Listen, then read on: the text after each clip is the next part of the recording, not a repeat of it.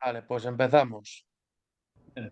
Buenas tardes y bienvenidos a esta jornada de algunos tipos de contaminación, su medida y su repercusión en los seres vivos, que está organizado por el Comité de Metrología. La labor del Comité de Metrología del Instituto de la Ingeniería ha sido y es fundamental, puesto que la medida de los procesos que intervienen en nuestra profesión son fundamentales. Medirlos bien y medirlos todos de la misma forma. El tema específico sobre las medidas de contaminación en agua, luz y ruido tienen un especial protagonismo, puesto que marcan nuestro confort y nuestra calidad de vida. En el caso del agua, desgraciadamente hemos visto cómo esta medida se convierte fundamental después de los procesos catastróficos que hemos tenido. Agradezco mucho la organización de esta jornada y en especial a Ángel Miguel García de la Chica, que entre otros cargos ha sido director del laboratorio de contadores del canal Isabel II, y por supuesto al resto de los ponentes, que les agradezco mucho su presencia y les deseo que estas jornadas tengan el éxito que merecen, tanto en sus ponencias y en sus exposiciones, como la oportunidad del momento y la característica del público que nos va a seguir. Os deseo lo mejor y buenas tardes, bienvenidos y un abrazo. Vale, pues muchísimas... Sí, ya está. Ya está. Vale, pues muchísimas gracias a nuestra presidenta, especialmente por atribuirme un mérito que no tengo, que es organizar la jornada. Realmente la jornada la ha organizado más Carlos Antonio Moreno y Fernando Herrero, que han sido los que han movido todo esto.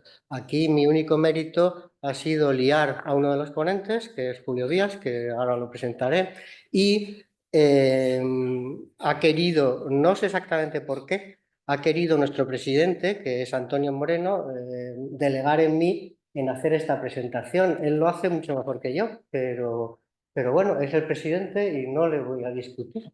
Entonces voy a hacer yo la presentación. Entonces, bueno, ya ha hablado del Comité de Metrología, ya ha hablado nuestra presidenta, no voy a decir mucho más. Simplemente diré que estamos abiertos a acoger quien comparta nuestra vocación por la metrología. Somos un grupo de técnicos que hemos trabajado en metrología. Tenemos un pequeño problema desde mi punto de vista, que es que hay poca gente joven, hay algunos, pero son pocos, y simplemente una anécdota personal mía, ¿no? Que yo empecé en el antecedente de este comité en el año 80 y este comité me ayudó a hacer mi proyecto fin de carrera, que en aquel momento se llamaba proyecto fin de carrera, y me ayudó a hacer la tesis doctoral. Entonces yo os animo a los jóvenes a pertenecer a este grupo de alguna forma. Si alguno tiene interés en metrología, que se dirija al secretario, a mí o al presidente, y veremos cómo encauzamos su participación.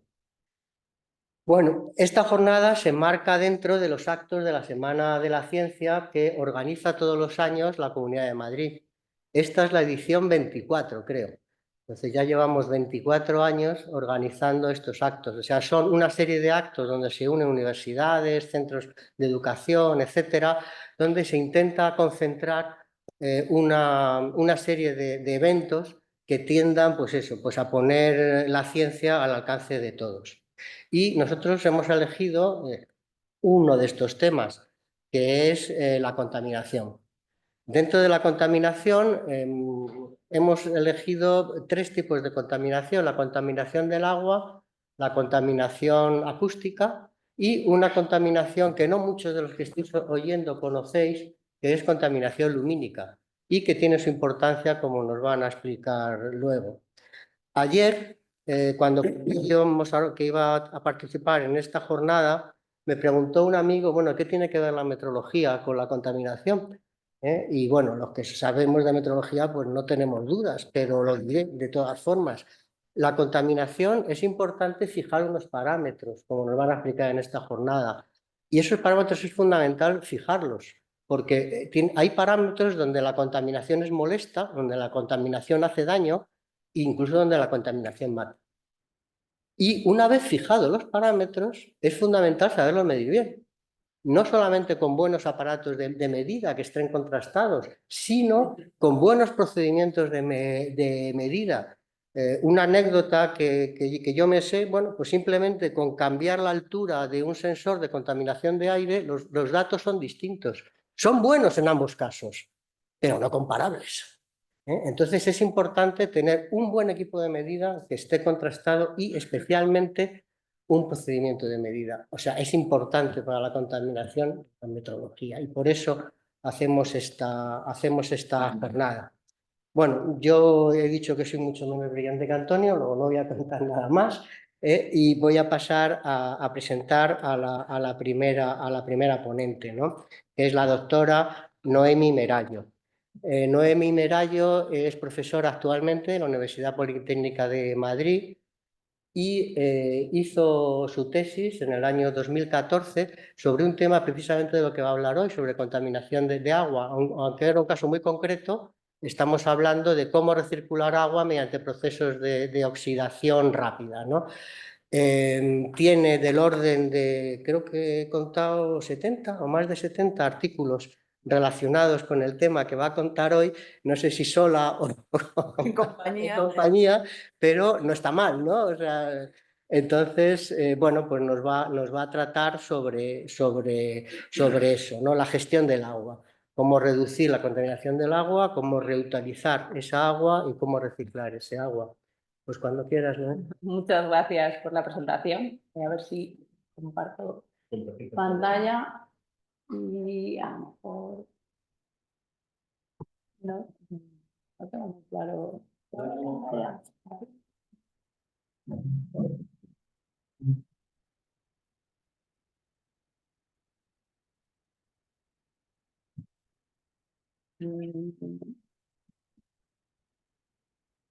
claro.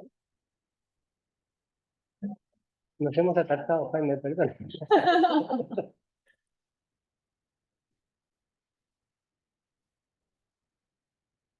Claro, es que a lo mejor hay que abrirlo primero. ¿Y ya está compartiendo? Vale.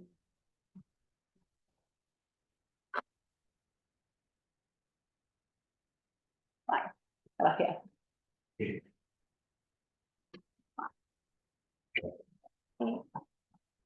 Bueno, pues muchas gracias por la presentación y también al Instituto por invitarme a participar en esta jornada, que me hace mucha ilusión contar todas mis experiencias relacionadas un poco con esos procedimientos que decíamos de medida y su importancia en la gestión del agua en concreto.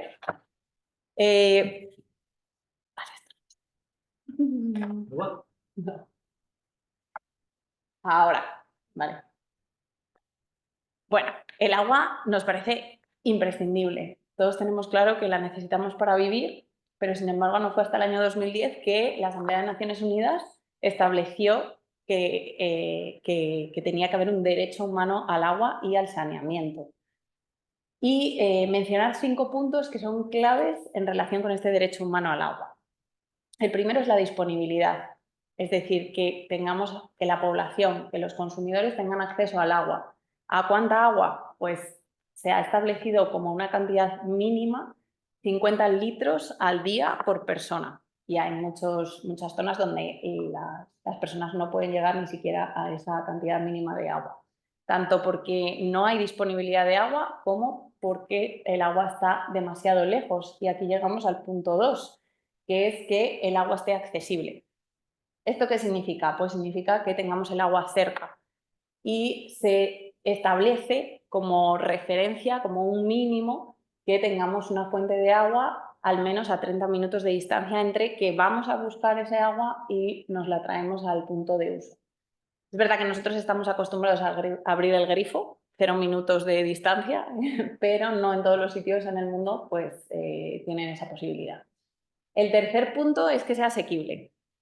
Desde el punto de vista económico, esto podríamos decir, bueno, ¿y qué pasa? ¿Que el agua tiene que ser gratuita? Bueno, puede ser gratuita el agua, porque es un bien común, pero todo lo que está asociado al agua, la gestión del agua, el mantenimiento de las redes de abastecimiento, de los sistemas de bombeo, de la posterior gestión del agua residual, incluso los costes que están asociados a la propia gestión administrativa de ese servicio, pues no son gratuitos, de hecho tienen un coste. Por lo tanto, es razonable que el agua tenga un coste para los usuarios, pero ese coste siempre debería ser asequible para que todo el mundo pueda acceder al agua.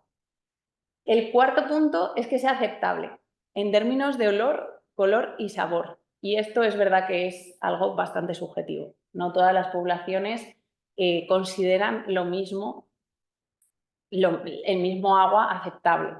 ¿Por qué? Pues, por ejemplo, podemos encontrarnos zonas donde están acostumbrados a que haya una cierta cantidad de hierro en el agua y entonces una ligera coloración amarilla es aceptable para el consumo. Nosotros estamos acostumbrados a un agua totalmente transparente y en el momento que vemos una ligera coloración, ese agua ya no nos parece aceptable, ¿no? Y al revés, nosotros estamos acostumbrados a un ligero sabor a cloro porque utilizamos sistemas de desinfección con cloro, pero sin embargo hay poblaciones donde no se utiliza el cloro para desinfectar y ese sabor no es aceptable para el agua de consumo. O sea que, bueno, pues ahí tenemos una cierta subjetividad. Y el cuarto punto es que el agua sea potable. ¿Esto qué significa? Pues aquí es donde entramos en que tiene que cumplir con unos criterios, cumplir con unos parámetros para ser considerada aceptable para el consumo y que no provoque enfermedades. Entre otras cosas, ese agua pues, no debe estar contaminada. Y entonces llegamos a esos parámetros indicadores de la calidad del agua. Y aquí cuando hablamos de calidad del agua, pues claro, ¿qué es calidad del agua? Bueno, pues depende de varias cosas. Entre ellas, del tipo de fuente que tomemos, podemos determinar que unos parámetros pueden ser más críticos a la hora de hacer mediciones para determinar la calidad del agua. No es lo mismo el agua de un pozo que la de un río, que la de un embalse, etc. Pero además también depende mucho de para qué vamos a utilizar ese agua. Es decir, no es lo mismo pues, un agua de consumo humano que un agua que se va a utilizar para riego, que un agua que se va a utilizar en la industria. Entonces, dependiendo de cuál es el uso de ese agua, pues las características, los parámetros que nos van a decir si ese agua es apta son diferentes. Y en función de estas cosas, pues tenemos que elegir qué análisis podemos realizar en el agua. Y pues aquí tenemos una clasificación de esos posibles parámetros a medir. Tenemos los parámetros físicos, destacar, por ejemplo, el caso de la turbidez. Nosotros estamos acostumbrados a que el agua tiene que estar transparente para consumirla y efectivamente pues la OMS nos recomienda que la turbidez no sea más de 5 NTUs para el consumo humano. 5 NTUs es un agua transparente. Sin embargo, a lo mejor si ese agua se va a utilizar para riego, pues el hecho de que la turbidez sea mayor, pues tampoco tendría tanta importancia. Otro parámetro físico muy importante es la conductividad, porque nos indica las sales del agua. Es decir, nosotros tenemos que tener unos valores de salinidad que sean los adecuados. Si no hay nada de sales, no es apta para el consumo. Si hay un exceso de sales, pues tampoco lo sería. Y lo mismo para el riego, porque puede afectar puede salinizar los suelos, afectar a los cultivos, etc.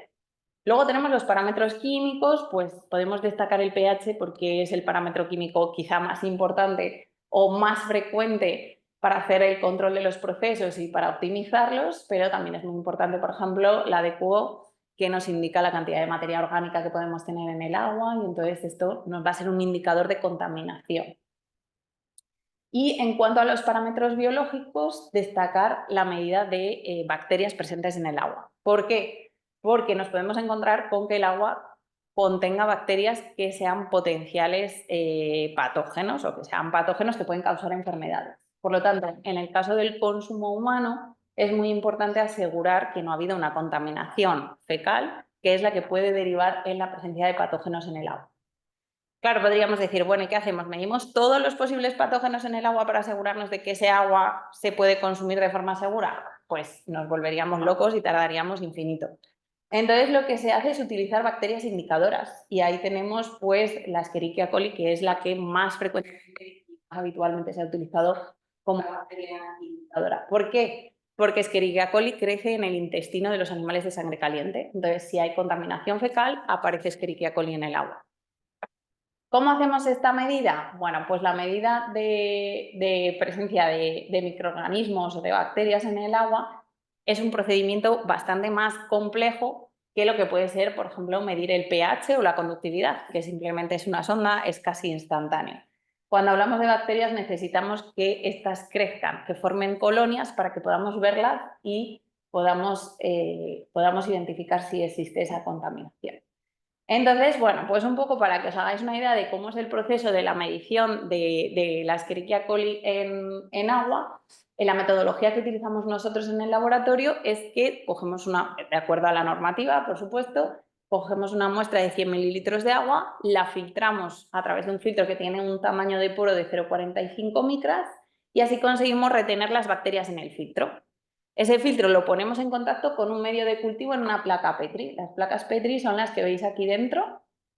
En este caso, en la imagen son de color azul, pero en la realidad pues son de tono amarillento o rojo, dependiendo del medio de cultivo que utilicemos. El medio de cultivo realmente es alimento y nutrientes para que las bacterias puedan crecer. Pero además tenemos que mantenerlas a una temperatura constante, 37 grados, durante al menos 20 horas. Por eso es tan importante la incubadora.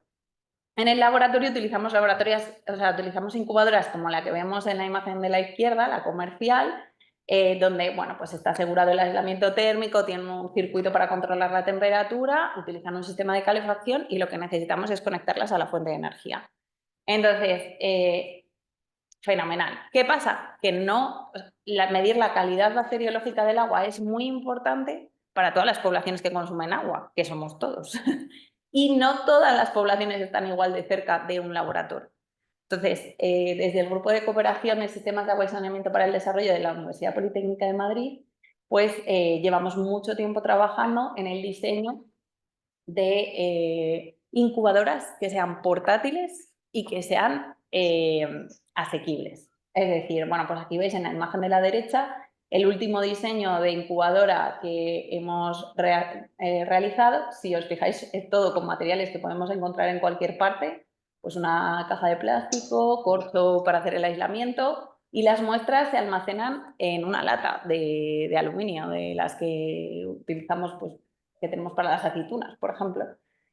Y esa lata está rodeada de una resistencia. Entonces, nosotros lo que hemos llevado a cabo es el sistema de control de la temperatura para asegurar que durante la incubación se mantienen esos 37 grados. Según la normativa, tiene que ser con una variación por debajo de más o menos 0,5. Y sí que lo hemos conseguido. De hecho, esta incubadora la hemos utilizado en un proyecto en colaboración con la Universidad de Costa Rica, en una zona al norte de Costa Rica que está bastante alejada, es una población indígena que no es fácil el acceso, entonces las medidas de calidad del agua pues no son frecuentes. ¿Por qué? Porque coger una muestra, llevarla al laboratorio cumpliendo con toda la normativa que es necesario para mantener esa muestra en condiciones adecuadas es muy difícil. Entonces, el objetivo era un poco utilizar una incubadora de este tipo que además fuera relativamente sencilla para usar por las personas que allí se encargan del mantenimiento de los sistemas de agua. Bueno, aquí veis un poco los resultados que se obtuvieron en esa experiencia. En el lado de la izquierda tenemos los resultados en el laboratorio y en la derecha las medidas en campo con esa incubadora portátil. Las que salían positivo en el laboratorio también lo hicieron en campo y las que salieron negativo, pues también. Es verdad que en cuanto a la cuantificación, pues es más difícil a lo mejor que sea exactamente igual, pero bueno, estamos trabajando con los últimos ensayos para publicar estos resultados en breve. Bien, entonces estábamos hablando de que en el tema del consumo humano es crítico saber que no está contaminada por bacterias ese agua, pero bueno, podría suceder que la fuente de agua esté contaminada o incluso que durante el abastecimiento pues ese agua se contamine. Entonces lo que se llevan a cabo son procesos de desinfección. Y el más frecuente es la desinfección por cloro. ¿Por qué? Porque el cloro tiene la ventaja de que tiene un efecto residual. Es decir, nosotros cloramos el agua, matamos a las bacterias que haya en el agua Y además, si dejamos una dosis residual de cloro, este cloro protege el agua durante todo el tiempo que pasa desde que se ha clorado hasta que llega al grifo, hasta que llega al consumidor final. Pero no es fácil la dosificación del cloro. ¿Por qué? Porque depende, por un lado, de la demanda de cloro. Esa demanda de cloro depende del tipo de agua que tengamos. El cloro es un oxidante, entonces puede reaccionar con sustancias que haya presentes en el agua. Depende del pH, de la temperatura. Es decir, que además de la medición de la dosis de cloro libre, es muy importante hacer monitoreo de otros parámetros del agua, como son el pH, la temperatura o incluso la presencia de otras sustancias. Bien, hasta ahora hemos venido hablando del agua de consumo humano, ¿por qué? Pues porque es crítica, la necesitamos para vivir, efectivamente, pero el mayor consumo de agua se va en agricultura. Podríamos hablar de que hasta el 70% del agua que utilizamos se puede ir en el sector agrícola. Entonces, es crítico para asegurar una buena gestión del agua y hacer un uso eficiente de la misma que esto, bueno, que se lleven a cabo medidas para pues, su optimización y su aprovechamiento. ¿Vale? Y en esta línea pues, hay muchas investigaciones que están orientadas pues, al desarrollo y a la implementación de sistemas de riego inteligente o sistemas de riego de precisión. Ah, en el nombre, vale. Pensaba que... Pensamos que al rato. Entonces, bueno, pues estos sistemas normalmente pues, están compuestos por unos sensores que se conectan en una red y al final toda esa información normalmente está disponible en la nube y esa información lo que hace es generar o dar conocimiento para tomar decisiones acerca de cuándo, cómo y cuánto regar en esos campos de cultivo.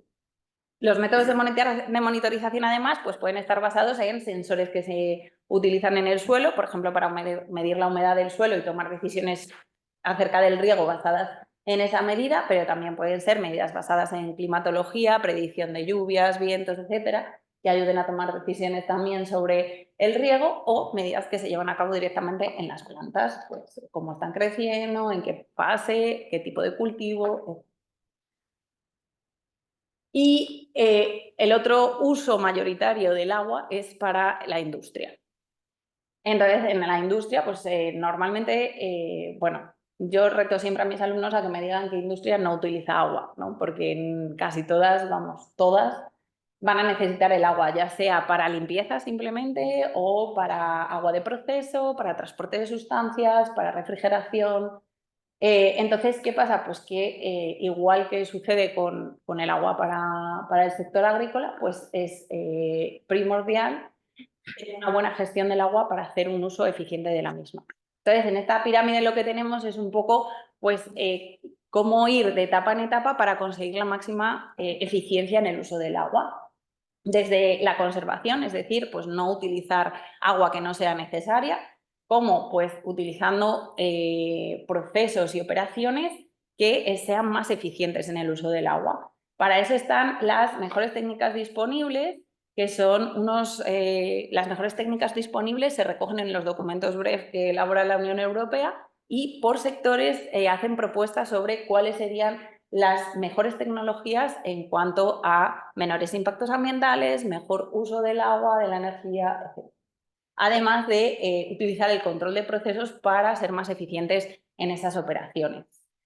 La siguiente etapa de esta escalera pues, sería reutilizar el agua, es decir, directamente el agua que sale de una etapa del proceso que se pueda reutilizar en otra etapa que no tenga unos requisitos de calidad tan elevados. Para eso se pueden aplicar metodologías como la integración másica, está basada en el análisis PINCH, que originalmente se utiliza para hacer integración energética, pero que también se puede utilizar para determinar qué corrientes se aprovechan de unas etapas del proceso a otras y así, bueno, pues tomar decisiones que lleven a un menor uso del agua. Y por último, pues estrategias de optimización. Por ejemplo, hacer una optimización multiobjetivo que también vaya orientada no solo a un uso eficiente del agua, sino pues a otro tipo de objetivos también económicos o de... La siguiente etapa sería reciclar el agua. En este caso lo que hacemos es que el agua que sale de una etapa contaminada la depuramos para mejorar su calidad y poder utilizarla en otra etapa del proceso o en la misma etapa. Y la parte más arriba de la pirámide sería la regeneración del agua, es decir, el agua residual que se genera al final de los procesos industriales, pues someterla a un tratamiento donde recuperemos su calidad para poder reutilizarla como agua de alimentación o incluso si podría ser en otros usos. ¿Qué pasa? Que a medida que vamos subiendo por esta pirámide, pues las necesidades económicas o los costes económicos van aumentando. Entonces, bueno, pues el paso más deseable sería conseguir regenerar el agua para poder utilizarla lo máximo posible. Así seríamos mucho más eficientes con el uso del agua. Todo el agua que consumimos, una vez que ya la hemos utilizado, se convierte en agua residual, bien sea en nuestras casas, bien sea en la industria. Y entonces es necesario tratarla en las estaciones depuradoras de aguas residuales, que son las EDAR. Normalmente una estación depuradora de aguas residuales pues tiene estas fases de tratamiento, un pretratamiento para eliminar las cosas más gruesas que llevan con el agua, un primario donde eliminamos los sólidos, el tratamiento secundario para eliminar materia orgánica y si además queremos regenerar y no simplemente verter ese agua, pues nos vamos a un tratamiento terciario. Y en este punto pues quería comentar el caso de la EDAR de Arroyo Culebro, porque en la EDAR de Arroyo Culebro tienen instalados dos tipos de líneas de tratamiento terciario. Un tratamiento terciario que denominan convencional, en el que lo que tienen es un sistema de coagulación, floculación y filtración, y con eso consiguen la calidad necesaria para tener un agua regenerada que sirve para el riego de los parques y jardines públicos de la Comunidad de Madrid. Y luego tienen un terciario avanzado que incorpora un tren de tratamiento mucho más complejo, donde tenemos filtraciones, absorción con carbono e incluso ósmosis inversa, para conseguir una calidad de agua mucho mayor que pueda servir para usos industriales. Y entonces ese agua regenerada se utiliza por las industrias que tengan el acuerdo con la EDA. Claro, en todas estas etapas, tanto para la optimización de estos procesos de depuración como para asegurar la calidad final de las aguas que se van a regenerar y reutilizar, es imprescindible hacer un monitoreo adecuado de los parámetros que son críticos para cada uno de los usos del agua. Y bueno, para ir terminando voy a comentar dos ejemplos de regeneración de agua en la industria en los que bueno, yo he trabajado en diversos momentos de mi carrera. El primero es en una fábrica de papel. Para que nos hagamos una idea, el agua que llegaba a la fábrica, en el caso que comento, se sometía a un tratamiento para ajustar la calidad y ese agua se utiliza para la preparación de la pasta de celulosa. Se mezcla con las fibras y se genera esa suspensión de celulosa, que posteriormente llega a la máquina de papel. Y en la máquina de papel se separa el agua de las fibras para generar, por un lado, el papel y por el otro lado, retirar el exceso de agua. Para que os hagáis una idea, en la máquina de papel entra la suspensión al 1%, es decir, hay un 1% de fibras de celulosa y un 99% de agua. Es decir, que la industria papelera es una gran consumidora de agua. Por eso lleva muchos años haciendo muchos esfuerzos para reducir su consumo de agua. Aquí vemos una serie de circuitos. Estos circuitos primario, secundario y terciario son los circuitos para reutilizar y reciclar el agua dentro de los procesos. El circuito primario lo que hace es reutilizar el agua de la máquina de papel para volver a introducirla en el propio proceso después de un ajuste de la calidad. En el caso del agua extra que sale de esa máquina de papel y que ya no se puede reutilizar en el proceso porque no es necesaria, pues se lleva a cabo también se recircula en este circuito secundario donde se lleva a cabo una separación de las fibras, por un lado, y el agua que se reutiliza en la preparación de las pastas, es decir, al inicio del proceso. Todavía nos queda un exceso de agua. ¿Por qué? Porque muchas veces ir a un efluente cero no es económicamente viable ni eficiente. Ese exceso de agua que sale de todo el proceso pues iría a la planta de tratamiento de aguas residuales que tiene la propia fábrica.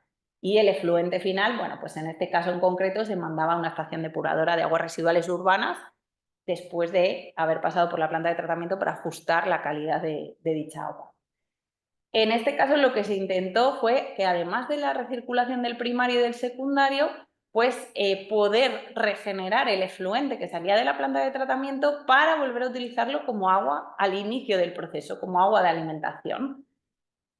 Bueno, se hicieron varios pilotos para comprobar qué tipo de tratamientos podían utilizarse para conseguir esa calidad tan elevada que necesitamos al inicio del proceso, y lo que vieron es que técnicamente era complicado y económicamente era inviable. Entonces decidieron regenerar el agua en un circuito que denominamos alternativo, ¿no? El efluente tratado de la fábrica se manda a la estación depuradora de aguas residuales urbanas. Pues en dicha estación depuradora se instaló un terciario con sistemas de depuración muy avanzados para conseguir esa calidad necesaria al inicio del proceso y así poder utilizar agua regenerada en la fábrica. Y el segundo caso es en la industria alimentaria. En este caso lo que tenemos es la regeneración de un agua residual que procede de la etapa de lavado de las botellas. Esta fábrica era de producción de zumo, entonces el zumo se embotella, en este caso en botellas de plástico, y esas botellas, antes de proceder a lo que vendría a ser el llenado del zumo, era necesario llevar a cabo un lavado y desinfección de las mismas. Para eso era necesario que el agua de alimentación tuviera una calidad muy elevada. Se utiliza agua de ósmosis con un desinfectante autorizado para la industria alimentaria. Se lleva a cabo el lavado de las botellas y, claro, en la situación original, este agua de lavado se convertía en un agua residual que se gestionaba con el resto de aguas residuales de la planta. Pero este agua, tras el lavado, a pesar de todo, tiene una calidad todavía muy elevada. Entonces, lo lógico es aprovecharla. Entonces, bueno, pues podríamos plantearnos por qué no aplicar un circuito primario similar al que teníamos en la papelera. Bueno, pues esto no es posible porque la industria alimentaria tiene unas restricciones muy grandes en cuanto al uso del agua regenerada en contacto con los alimentos. Así que no es viable regenerar el agua y reutilizarla para el propio lavado. Entonces se planteó la regeneración para aprovechar el agua en las torres de refrigeración de la industria, previo un ajuste de la calidad, pues para no tener problemas básicamente de corrosión en las torres de refrigeración. Y bueno, ya para terminar, pues así destacar tres ideas quizá. Pues la primera, que el agua es un derecho, que además del acceso tenemos que asegurar la calidad de la misma y también el adecuado saneamiento posterior, que la medida de los parámetros del agua es esencial para asegurar la calidad, que debemos desarrollar estrategias que contribuyan al uso eficiente en diferentes sectores y que las estrategias de reducción de consumo de agua y las tecnologías de regeneración necesitan sistemas de monitoreo para hacer la implementación eficiente y utilizar el agua de forma segura. Y muchas gracias por vuestra atención.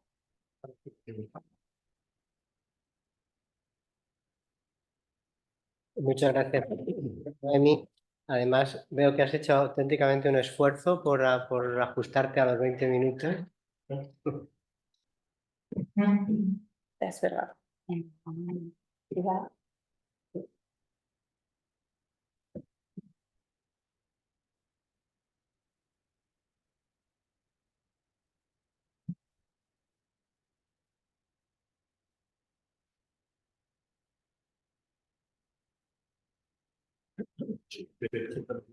Vale, sí, pues bueno, el siguiente ponente que tenemos hoy es Julio Vías. Julio Vías, que nos va a hablar sobre contaminación lumínica. Julio Vías es profesor invitado de la Universidad Autónoma de Madrid. Antes ha estado también como profesor invitado en la Universidad Rey Juan Carlos.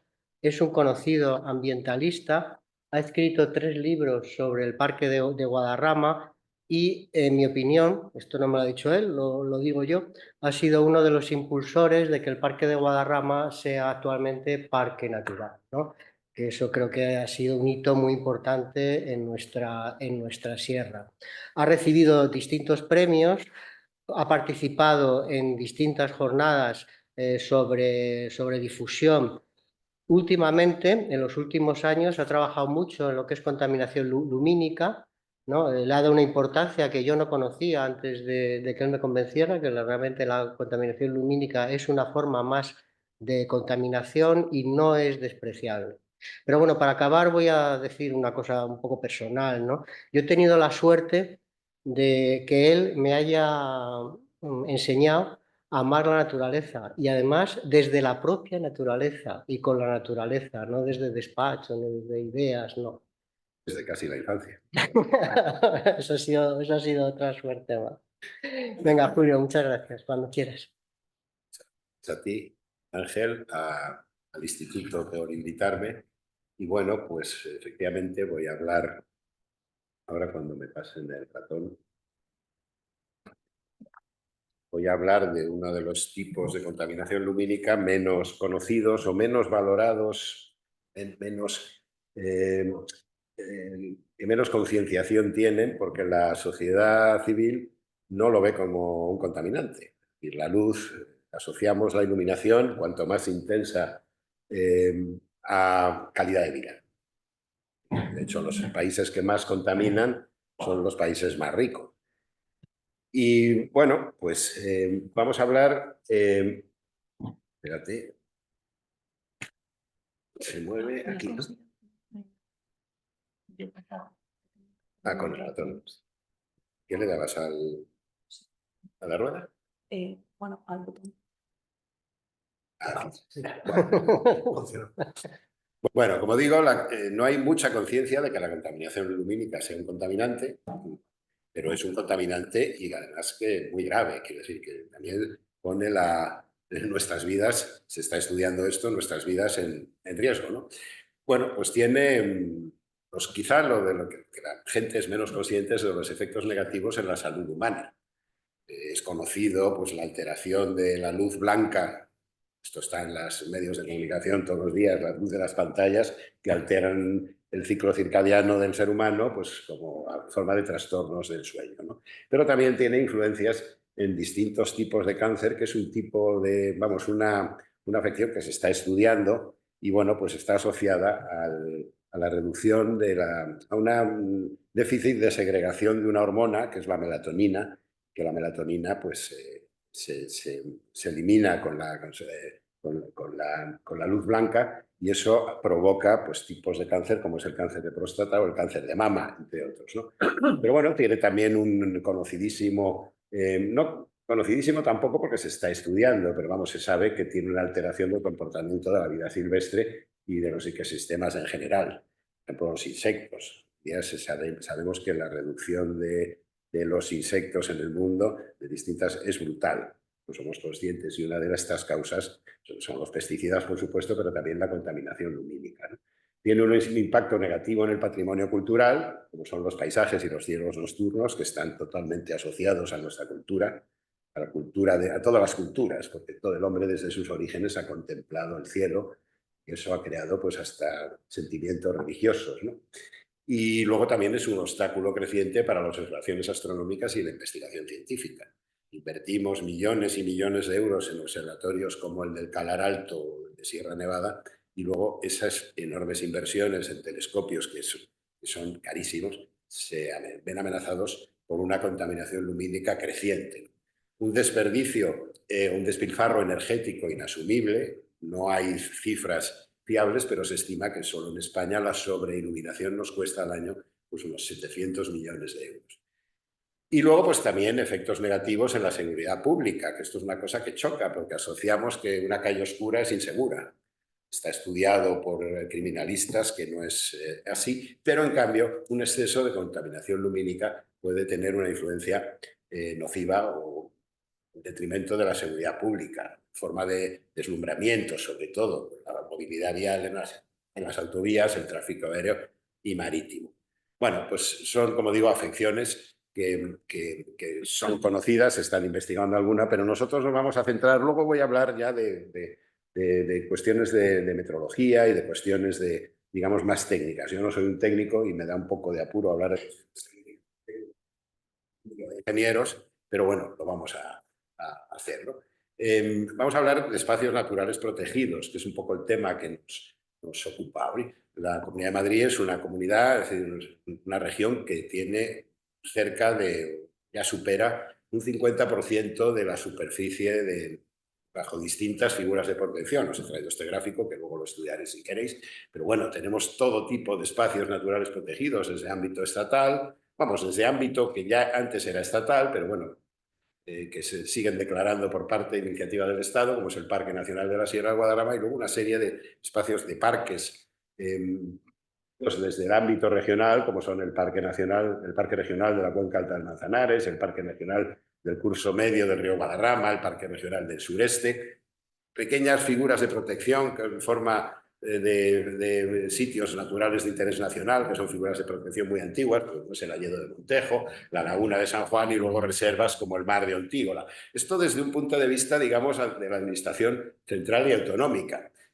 porque luego tenemos espacios naturales protegidos desde el ámbito europeo. Las cepas en forma de figuras de protección, cepas que son zonas de especial protección para las aves, las zonas especial de conservación, los lugares de importancia comunitaria. Estas figuras de protección se superponen mucho, en gran parte, sobre las que hemos hablado realmente, pero tienen también su importancia. También humedales, embalses, humedales, que no los he traído aquí porque ya sería... Y luego tenemos otras figuras de protección que también se superponen, en muchos casos sobre las que acabo de mencionar, que ya pertenecen al rango más internacional, en este caso a la ONU, ¿no? Como es las reservas de la biosfera. Madrid tiene dos en su territorio, la reserva de la biosfera de las cuencas altas de los ríos Manzanares, Lozoya y Guadarrama, y luego la reserva de la biosfera de la Sierra del Rincón. Os traigo todo esto para mostraros que la región de Madrid, pese a ser una región tan protegida, pues tiene un serio problema, sobre todo porque está rodeada, digamos, tiene en el centro una conurbación urbana de 7 millones de habitantes. Es sabido, y esto está reconocido entre los científicos, que Madrid es la capital de la Unión Europea que más contaminación lumínica emite a la atmósfera. Somos el tercer país de Europa, de la Unión de Europa, en contaminación lumínica después de Grecia y de Malta. Y bueno, pues Madrid tiene, como digo, el poco honroso título de ser una de las regiones más contaminantes. Os he traído aquí un mapa de la contaminación lumínica que redactó la Universidad Complutense de Madrid, la Facultad de Físicas, Jaime Zamorano, luego os hablaré de él, y luego una fotografía de satélite que muestra, pues como digo, estas masas de contaminación lumínica que se van extendiendo, como veis, a lo largo de las principales arterias o de las carreteras nacionales que salen de Madrid. El problema que tiene la contaminación lumínica es que se extiende a largas distancias y además a una velocidad instantánea, como sabéis. Y bueno, en teoría hay algunos que dicen, y es verdad, que es quizá la contaminación lumínica, que es muy grave, pero que es más fácil de corregir, porque no hace falta más que apagar la luz. Pero apagar la luz no es fácil.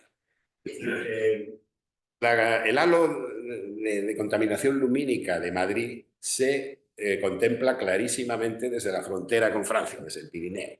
Os he traído esta fotografía, os he puesto el enlace, como luego os pasaré la presentación, pues podréis, si queréis, entrar al artículo de Alejandro Sánchez de Miguel, que es uno de los astrofísicos más famosos, más, digamos, importantes de Europa, y que, bueno, pues es un artículo interesantísimo sobre esta visión de la comunidad de la contaminación lumínica de Madrid desde el Pirineo.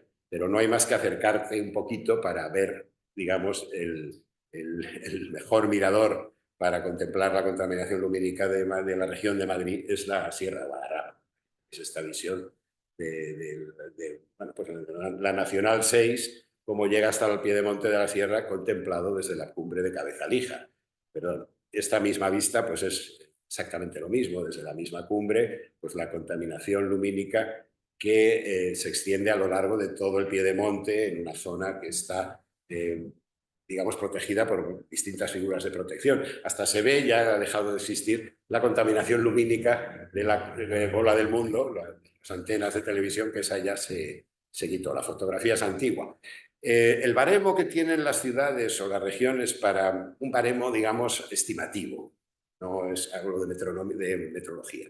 El baremo de la calidad del cielo se mide en la capacidad de ver la Vía Láctea. Por ejemplo, Madrid es para ver la Vía Láctea con claridad desde Madrid hay que desplazarse casi 100 kilómetros, mientras que Berlín, solamente desplazándote fuera de la ciudad, 30 kilómetros ya la divisas claramente, ¿no? Os he traído también esta fotografía, también de la cumbre de Cabezalíjar, y cómo se ve pues, la Vía Láctea pues, prácticamente como una mancha difuminada. No vamos a hablar mucho de espacios naturales protegidos ni de la protección de estos espacios contra la contaminación lumínica, porque esta protección no existe.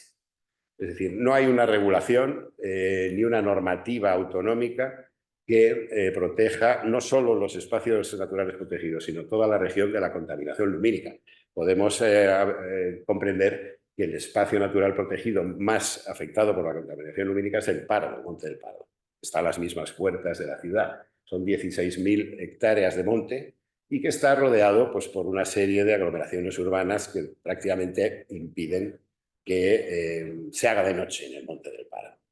Un monte, además de una importancia natural enorme, está ultra protegido por distintas figuras de protección, no voy a mencionarlas aquí. Se sabe que el lince se está estableciendo, o si no se ha establecido ya, el lobo, y es un verdadero pulmón. Pero nunca se llega a hacer de noche, porque el brillo del cielo lo impide. Ahora hablaremos del brillo del cielo, que es quizá el mayor problema de la contaminación lumínica. El Monte del Pardo está rodeado al sur por la ciudad de Madrid, los barrios del norte, Monte Carmelo, luego está Tres Cantos al este, Colmenar Viejo al norte, Hoyo de Manzanares, Torrelodones, Las Rozas. Es decir, nunca se consigue hacer de noche, nunca se hace de noche en este espacio natural protegido, que como digo, pues es sencillamente un síntoma de alarma. Hay otros espacios naturales protegidos que también tienen este problema del brillo nocturno, pero bueno, llega a hacerse de noche, aunque no del todo, ¿no? En cualquier caso, tenemos un parque nacional declarado y bueno, pues la única alusión que hace el de la Sierra de Guadarrama, la contaminación lumínica, sin mencionar la palabra, ¿no?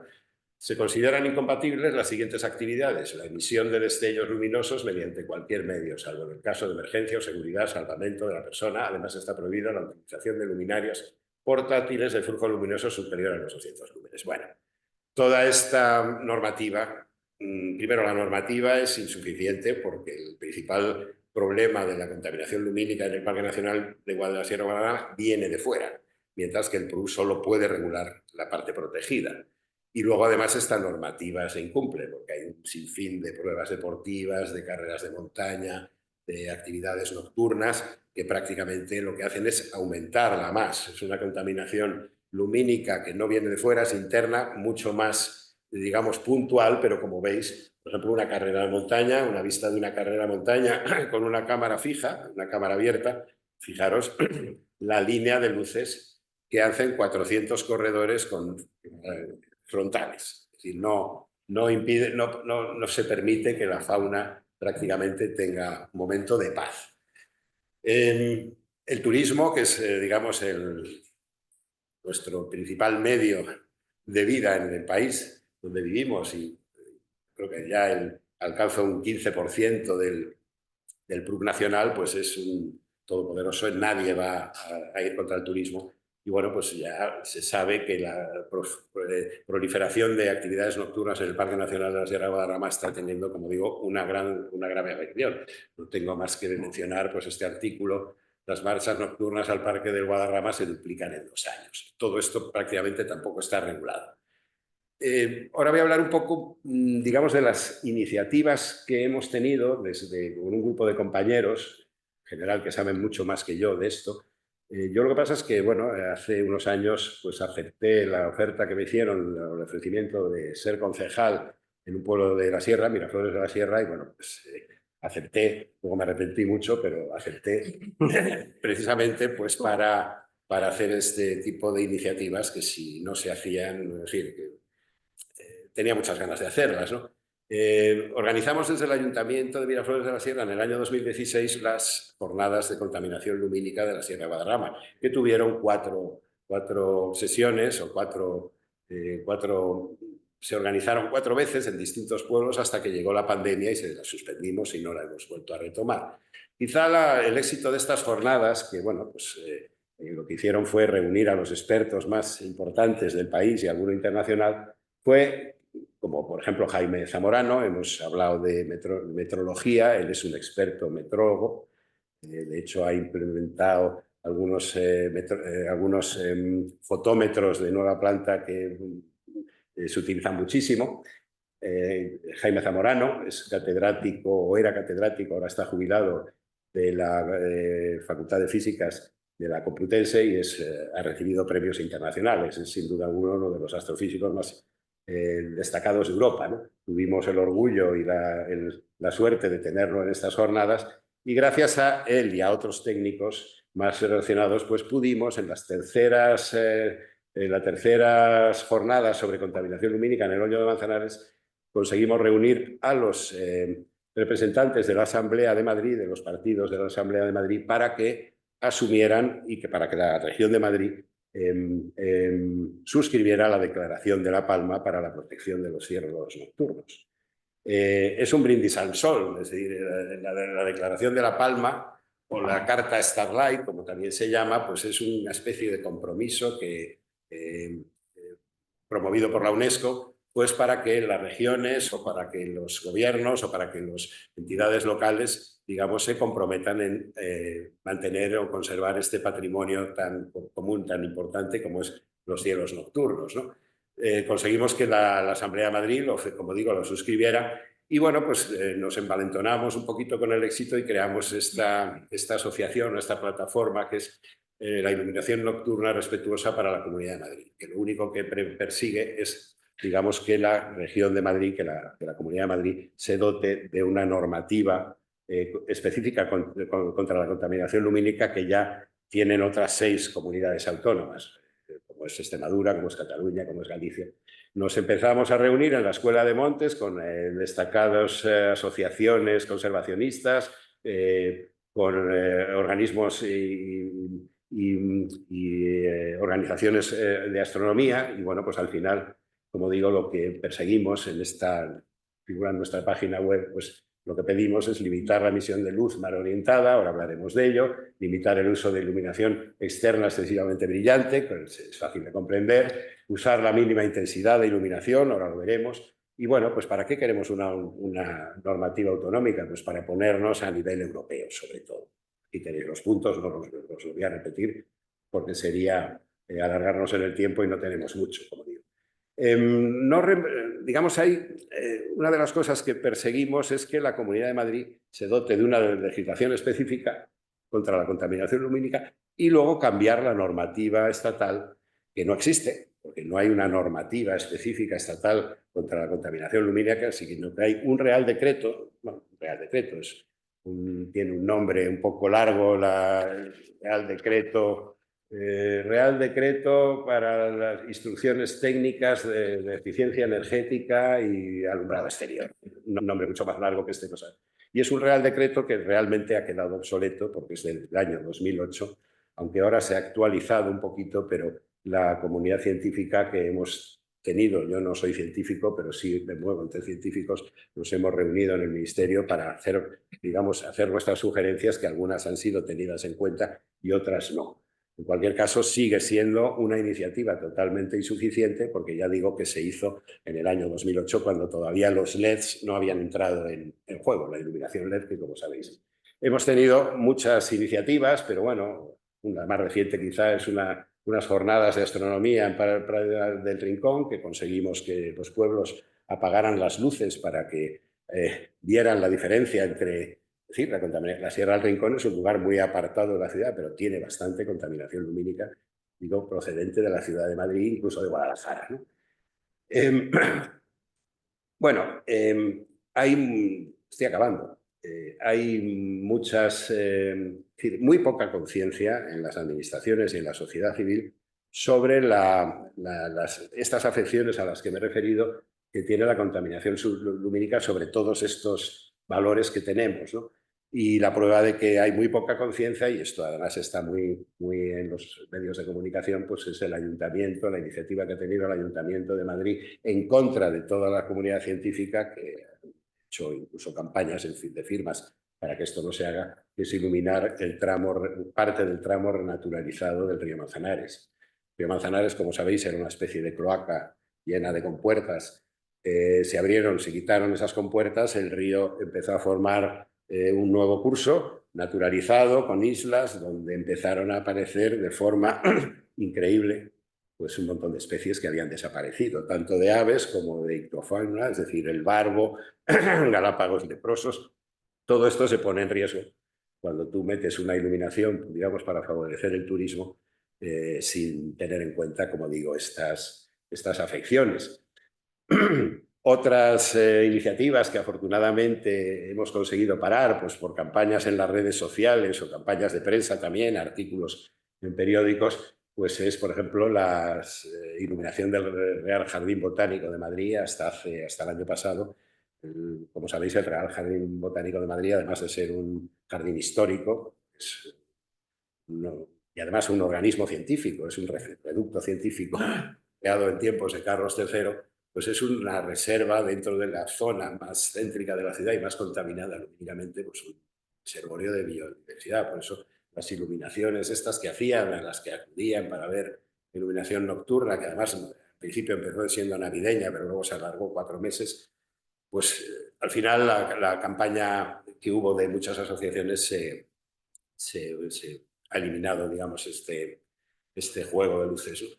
Y luego también el retiro. Hace muy poquito salió en la prensa que habían aparecido en el retiro, hace escasamente un año, 3 ejemplares de búho real, cual no deja de ser sorprendente, procedentes del Parque Regional del Sureste, toda probabilidad, pero ahí estuvieron durante cantidad de aficionados a las aves observándolos con telescopios.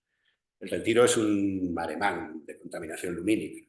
Es un sitio que está, por supuesto, dedicado al uso público, pero desde luego yo creo que debe ser a base de usos menos nocivos que este.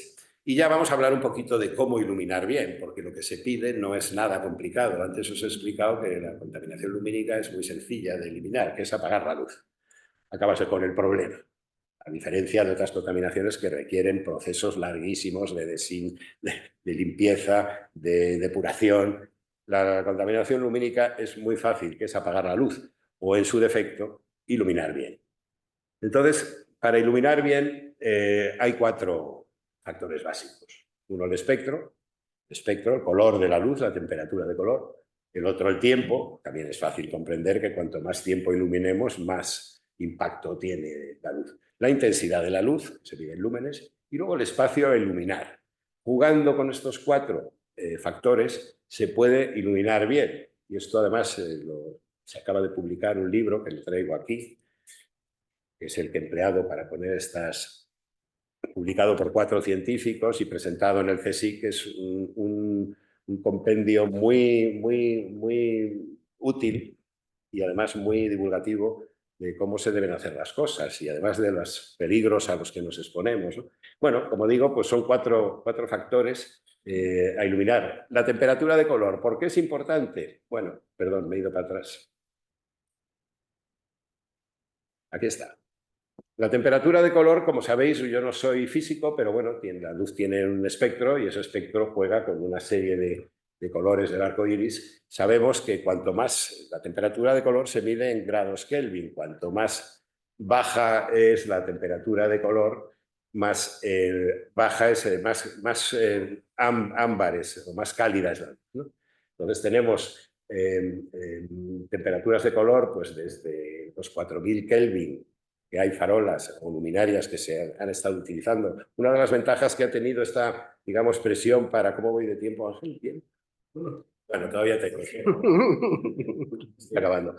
Los efectos negativos, digo positivos, que ha tenido la presión que hemos hecho, que han hecho la ciencia sobre la Administración Central para, digamos, modernizar este Real Decreto de 1890/2008, es prohibir la fabricación, por lo tanto, el empleo de lámparas por encima de los 3000 grados Kelvin, porque se estaban empleando hasta 10.000, que es una barbaridad. Son luces cegadoras que son las más nocivas pues, para la salud humana, para la electricidad y sobre todo también para producir este efecto del brillo del cielo, que es realmente el que nos impide ver las estrellas y el que afecta sobre todo a las especies de aves pues, que se desvían de sus migraciones, las tortugas marinas, los insectos, ¿no? Entonces, bueno, pues las recomendaciones que se hacen ahora para iluminar bien es emplear una temperatura de color cálida menor de los 3000 grados Kelvin En PC ámbar, porque hay distintos tipos de luminaria, se han suprimido las más antiguas y más nocivas, como eran las de vapor de mercurio, pero hay otras que son de vapores de sodio, a baja y alta presión, que se siguen utilizando, pero en la tecnología más moderna, la más eficiente, la más económica, es la tecnología LED, que es LED quiere decir diodo, emisor de luz o algo así. Entonces, la tecnología LED es un arma de doble filo. Al ser muy barata, las administraciones, los alcaldes, dicen, uy, con el presupuesto que tenía para poner farolas antes, ahora puedo poner muchas más, con lo cual lo que hacen es iluminar a lo bestia. Ampliar, hacer grandes avenidas, poner farolas, porque ya digo que tenemos en España una cultura asociada al ocio nocturno, y es que cuanto más luz y más ruido tengamos, pues mejor. Esa es la mentalidad que hay que cambiar. Y bueno, pues como digo, en tecnología LED, la lámpara más adecuada es la que se llama PC ámbar.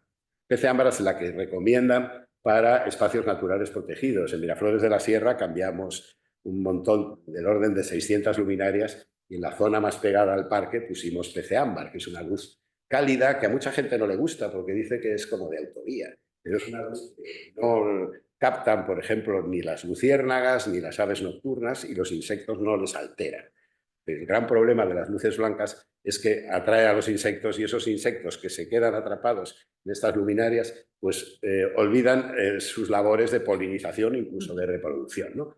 Bueno, pues ya habéis visto lo que es la importancia del espectro, de la temperatura de color, pues vemos también elegir bien lámparas y luminarias. Desde luego, desde las obsoletas de vapor de mercurio, que esas ya han sido prohibidas por contaminantes, pues vemos que las más económicas y más eficientes, pues quizás sean la de vapor de sodio a baja presión y luego LED ámbar, el PC ámbar. Esas son las, digamos, más aconsejables. Lo que pasa es que al final se impondrá el PC ámbar, el LED, porque pura cuestión de eficiencia y de economía. Y luego, pues hablando también del espacio, es decir, hemos visto el espectro, la intensidad, el espacio. Es decir, está claro que tú tienes que iluminar bien, tienes que iluminar al punto exacto que quieres iluminar, porque si no la luz se pierde a la atmósfera, y lo que hace es, aparte de ser un gran derroche energético, pues es el iluminar y causar un perjuicio ambiental y a la salud humana. Por supuesto, ya están casi desterradas, aunque todavía se ven estas farolas de globo que emitían luz a la atmósfera por todas direcciones, y ahora ya pues se tiende a iluminar exclusivamente al punto. Y, como digo, pues la orientación del flujo luminoso. No se debe iluminar por encima del plano horizontal. Todo lo que se ilumina, si puedes iluminar incluso por debajo, mucho mejor. Porque además evitas otro concepto de iluminación. Hemos hablado del brillo del cielo, el brillo ajeno al brillo del cielo, pero hay un concepto también que es la intrusión lumínica. La intrusión lumínica es la luz que se pasa a donde tú no quieres que llegue. Y es la que realmente afecta a la salud humana. Por ejemplo, tú duermes en una habitación, tienes una farola enfrente que te está iluminando prácticamente, y tú en verano tienes que dormir con la ventana abierta porque si no te asfixias. Y esa luz te la tienes que tragar. Entonces, eso es lo que eliminas, digamos, iluminando bien y en la dirección correcta. Bueno, yo creo que ya acabo, creo que me he ceñido al tiempo. Os he traído pues este libro, que es, como digo, muy, muy útil, porque está destinado pues a gran público y que te explica un poco pues lo que os he contado ahora, ¿no? Y bueno, pues acabo con esta frase porque vivimos unos tiempos bastante trágicos, en el sentido de que, bueno, pues estamos sometidos a unos impactos ambientales que están todos relacionados por el cambio climático, y entonces pues con medidas como esta lo que tenemos que hacer es aminorarlo, y esto se hace solo a través de la ciencia, que es el único asidero que tenemos ante los tiempos de colapso ambiental que están por llegar. Y ya con eso pues acabo. Muchas gracias.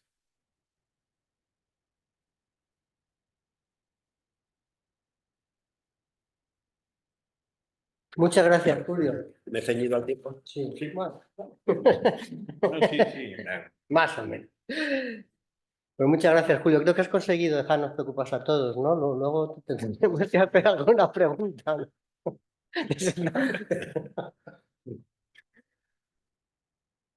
Vale, vamos a pasar al siguiente ponente, que En el PDF.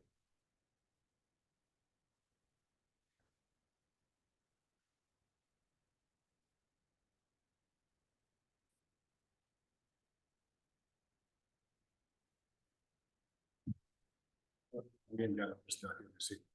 A ver, ese es el-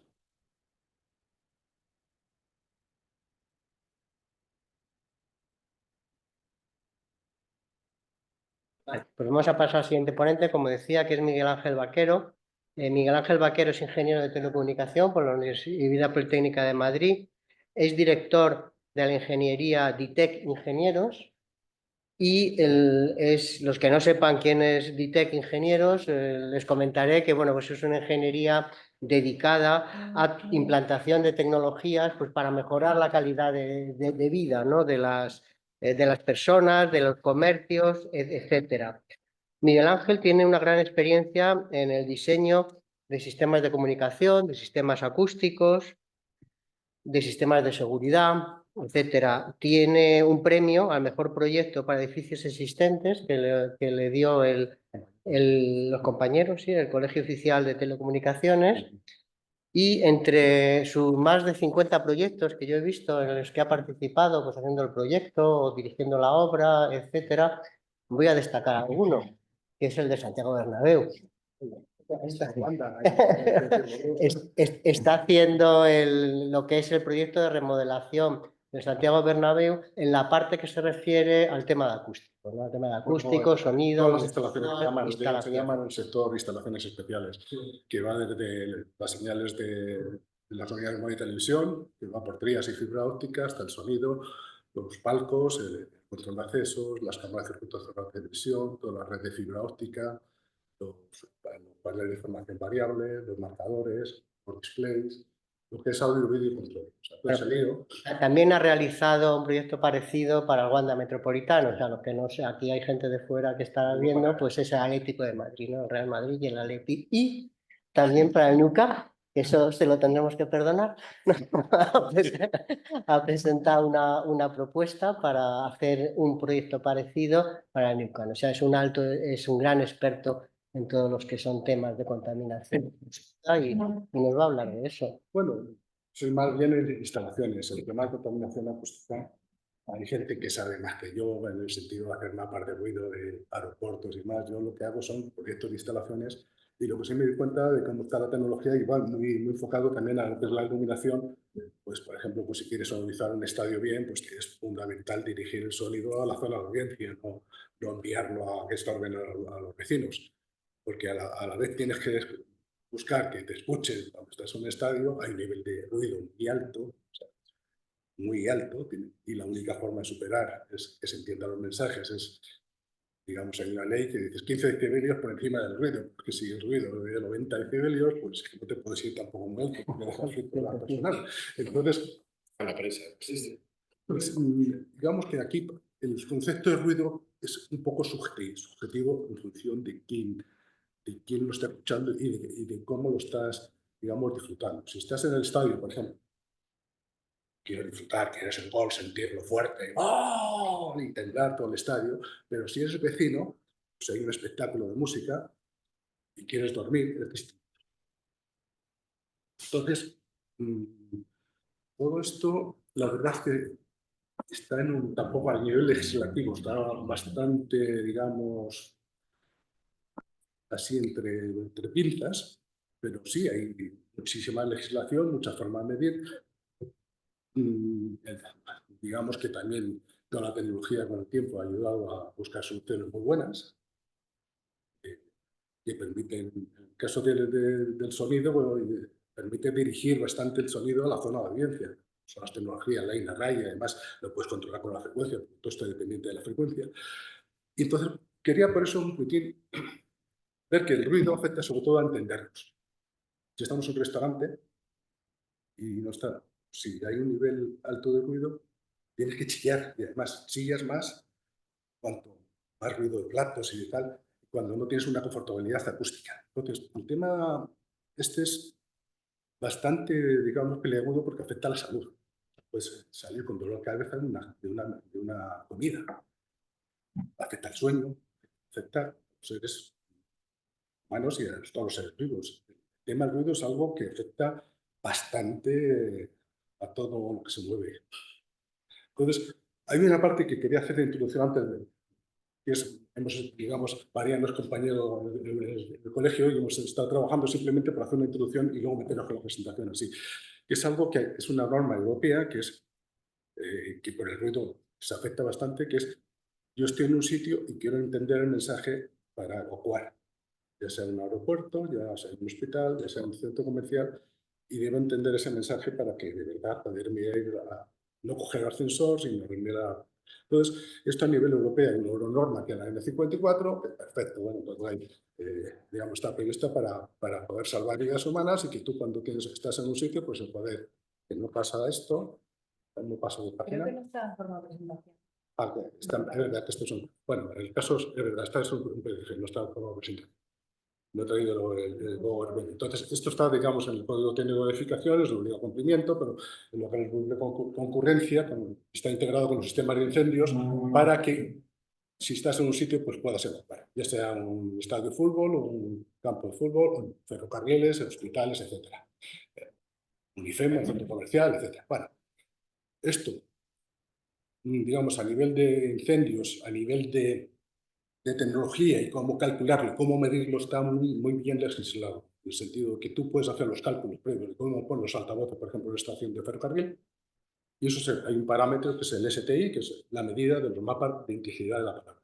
Hay otro que es RASTIC, pero vamos, son parámetros muy... y te permite hacer una simulación previa y luego puedes medirlo, con lo cual es fácil. Entonces, esto pues es fácil si se utiliza. Por ejemplo, en una estación de ferrocarril, esta es una de Arabia Saudí. Colocas, lo simulas, dices, ¿sabes? Bueno, pongo los altavoces y al final, pues, depende, en este caso es un line array que diriges a la zona de audiencia del andén cómo quieres que se escuche y, bueno, tienes unos buenos resultados con poca presión sonora y esto lo puedes simular y medir luego posteriormente la acción. Los túneles es igual. No, muchas veces lo que se hace es meter una presión sonora y eso no precisamente no ayuda a entender la palabra. Un túnel es un caso muy complicado, más complicado el sonido que la iluminación, en el sentido de que tú oyes un ola de un exponencial, de una bocina, de un túnel, estás escuchando todos los olas, de todas las que están. Y el sonido solo va a 340 metros por segundo. Solo. Bueno, varía en función de la temperatura, pero solo por 3. Sin embargo, la señal eléctrica está en todos a la vez. Ese ola se está reproduciendo, ola, ola, ola, y no se está sumando de forma, con fases, de forma coherente, y está produciendo cancelaciones. Entonces, si tú tienes nivel de ruido por tráfico rodado, incluso una de las cosas que hemos hecho también es calcular el ruido de la propia ventilación, que ya es bastante ruido, muchas veces se mete una presión sonora impresionante y no se entiende el mensaje. Lo importante para entendernos y superar el ruido es que el mensaje se transmita bien y se haga de forma coherente. Es lo que quería contar. Y esto, pues hemos hecho muchos auditorios, el tema de túneles, y bueno, tanto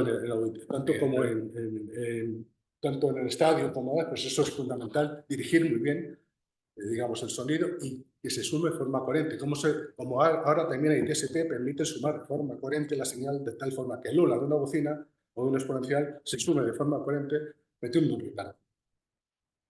Con todo este rollo así, a modo de introducción, vamos al rollo. Sí, en definitiva, lo que has estado diciendo, Miguel, es que a veces el ruido repercute en que la señal de audio que debe de entenderse no se entiende. Sí. Yo profesionalmente, que trabajo en Metro de Madrid, por ejemplo, teníamos una lucha constante en ese sentido, porque ¿qué pasaba? Que, por ejemplo, en una estación de metro, claro, el audio cuando no hay metro o incluso cuando no hay viajeros, se puede escuchar perfectamente. Cuando viene el tren, había un sistema inteligente que lo que hacía era actuar sobre la etapa amplificadora y subir. Y es un tema que es una versión, digamos, del ruido, ¿no? Ahí no afecta a la salud, pero afecta. No, ya está, ya lo he podido... Ahora no sé si estás compartiendo. Está en forma de presentación, sí. Entonces, ¿no? Sí, PowerPoint. Sí, está bien. Pero creo que has dejado de compartir con la de Ah. antes. Ya. Hay que compartirlo, perdón. Sí, sí. Sí, has Pero- parado de compartir pantalla. Lo tienes abajo en un botón en el centro que pone compartir, es verde. a ver, ¿dónde está?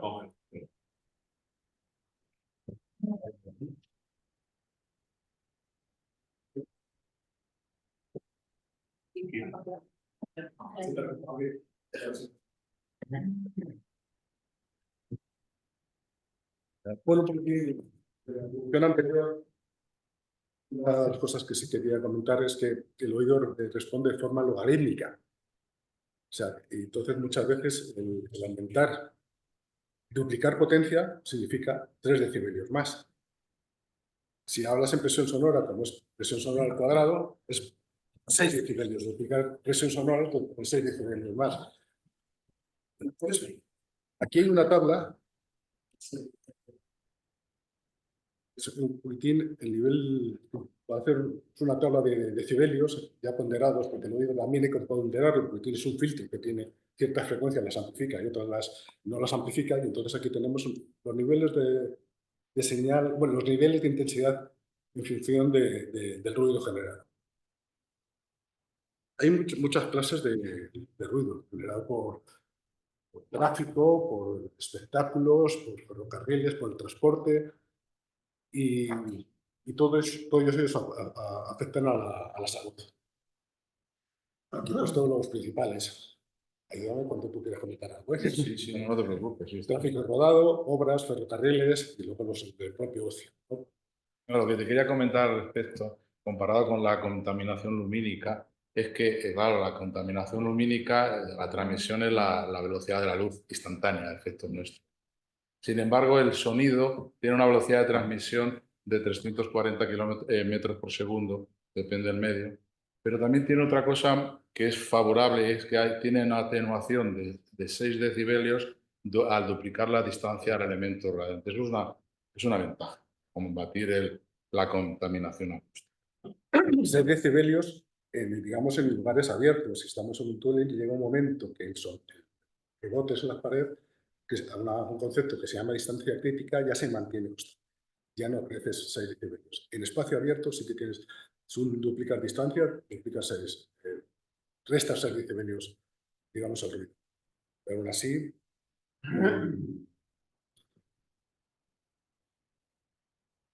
bueno, voy a lo más importante. Aquí es un concepto que es importante. El oído actúa como un filtro, entonces hay una ponderación que es bueno calcular, que es la ponderación A. En función de la frecuencia, pues esto además es dependiente de la frecuencia, pues dices cómo tienes que ponderar para evaluar ese ruido. Hay varias formas de medir, la energía sonora equivalente, muy rápido, presión sonora al máximo. Sí, luego la medida, perdona porque Sí. estás con todas las cosas, a lo mejor, que siempre la medida se hace en relación a los 20 micropascales, que es el nivel de audio que el oído todavía no percibe. Por tanto, un sonido de 20 micropascales, como lo comparas con 20 micropascales, el logaritmo de 1 es 0, por tanto no daría nada. Entonces, más o menos eso estará contrastado, supongo, ¿no?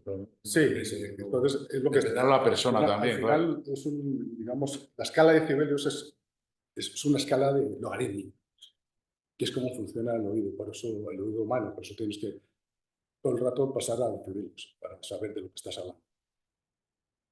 Las técnicas de medición de sonido, pues ahí está los típicos sonómetros, hay fabricantes muy famosos como Hager, alemán y demás, que esto lo hacen muy bien. Psicometría. Y todo esto además es dependiente de la frecuencia. No da lo mismo 20 Hz que a 20 kHz, que es el espectro del oído humano. Hay ciertas frecuencias de 300 Hz a 4 kHz que el oído humano amplifica. Por eso es donde centra también la telefonía, todo el tema de transmisión para el ancho de banda. Y aquí es donde un parámetro que, en el caso para entenderlo, que es el STI. El STI es el índice de transmisión de la palabra, y eso es fundamental para entendernos sobre todo en sitios donde son de pública concurrencia para evacuar por voz. Otros parámetros que también es conveniente considerar y que también todo esto se hace con simulaciones de programas muy potentes, que es el tiempo de reverberación. Si tú tienes una sala muy reverberante, toda la energía que metes rebota y es el tiempo de reverberación. ¿Por qué se llama RT60? Es una calmada y es el tiempo de bajar 60 decibelios, más o menos, para entendernos un poquito. Entonces, si tienes un tiempo de reverberación muy alto, no vas a tener una confortabilidad acústica buena. Y eso, por ejemplo, es muy bueno cuidarlo en restaurantes, porque si no la gente va a chillar.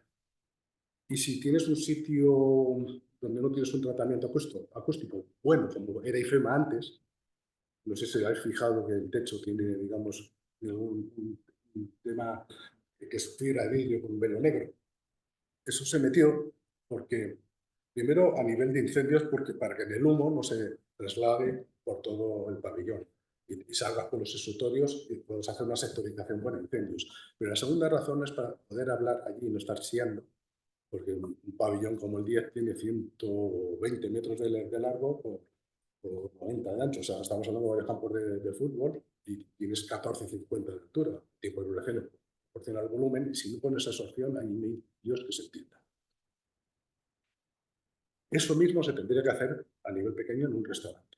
Si no cuidas lo que es la absorción, la energía que tú metes en una sala para que sea el uso de esa sala, por ejemplo, un auditorio es distinto. Tú buscas, a lo mejor, si es ópera, que tenga que suene más la voz, que tenga su reverberación y que tenga cuerpo. Entonces, para cada aplicación hay un tiempo de reverberación óptimo que aparecen tablas y que eso es bueno. Entonces, ese es un parámetro que muchas veces se descuida tanto en aeropuertos, en ferrocarriles, como en sitios de espectáculos y que hasta en mismos restaurantes, que es fundamental calcular. Y que además es dependiente de la frecuencia. Mismo el tiempo de reverberación a 125 Hz, que a 250, que a 500 Hz, que a 1 kHz, que a 2 kHz.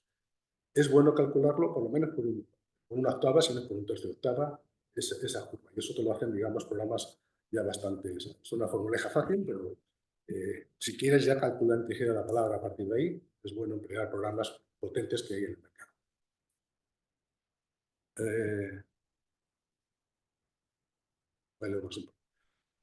A ver, ¿cómo medimos ruido? Esto también está todo normalizado a nivel internacional con normativa ISO, donde tanto los equipos de medida tienen que estar homologados, calibrados y se hacen mediante los procedimientos que están en una normativa que es el procedimiento y eso se hace la medida de todos estos parámetros. Sí, a diferencia de lo que comentaba de la luz, aquí en este tema está todo muy normalizado, a nivel europeo, en España y yo creo que a nivel mundial. Sin embargo, digamos que yo la experiencia que veo es que se cuida más en otros países, incluso de fuera. Por ejemplo, en Arabia Saudí se hacen simulaciones, incluso en países de aeropuertos de Europa se hacen simulaciones previas para decir que el mensaje se escucha y aquí se tira por la calle en medio y así tenemos estaciones como la AVE Sevilla o que no se entiende Colín. Es que hay campeones en eso. Claro, hay un factor, perdona, que creo que lo has mencionado tú antes. Si hablamos de estaciones, es decir, recintos alargados donde sea necesario establecer diferentes elementos difusores de audio, por ejemplo, que hay que combatir también el desfase. Es decir, la señal, que lo que he dicho antes, lo que es la suma de señales en fase de forma coherente es fundamental. Eso es. Y se ve cantidad de estaciones con los puntos enfrentados. Ya, lo que es un filtro Paine totalmente. Un filtro sin haber hecho cálculos previos de cómo van a funcionar esos puntos sonoros. Entonces, lo que hacen siempre es subir el volumen a la etapa y ya está. Y no se entiende un colín. Mucho ruido, pero no se entiende un colín. No se entiende un colín. Y eso en otros países se está haciendo tanto... Me ha tocado, por ejemplo, hacer túneles en Nueva Zelanda. Y ingenierías, digamos, holandesas que están encima, y que te piden la simulación y que hagan la simulación previa y luego te lo miden.